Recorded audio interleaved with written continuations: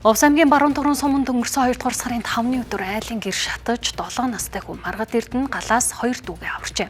За Маргад Эрдэнэ гал гарч эхэллэхэд 2 настай дүүгээ гаргаад дараа нь 6 сартай дүүгээ бүүэлгэжсэн аван гарснаар 2 дүүтэйгээ гуруула эсэм мэндүүлдэжээ.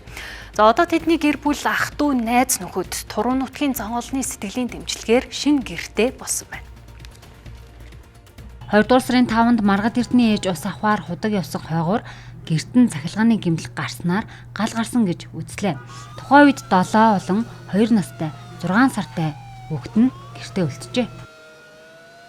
Ээж усан тооцсон байгаад жогдны дараас маш гараад гасан зөө тэгээд ус цацсан жон гар буу ихсэдэсэн зөө тэгээд дараа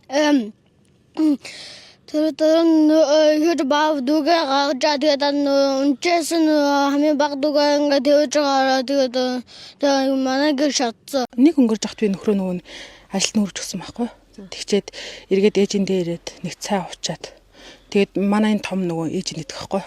Тэгвэл юугаа чи 2 дүүгээ харуулж байгаа 2 дүүг нь харуулж агаад би нэг захиалга билүү идэхгүй. Тэгээд нэг захиалга төр хийгээд гэж хэлсэн. Тэгээд ааг нь авчираад гэрт ирчээд ус авах болохоор ус авах гээд яваад ирсэн чи харин гэр шатцсан байсан. Намайг ирэхэд хүүхдүүд байгаагүй. Тэгээд орж таамрыг хаалгаад татсан чи урдаас суулан гал аалцаад тэг би тухайд энэ гал дотор миний хүүхд байхгүй байл гэж бодсон.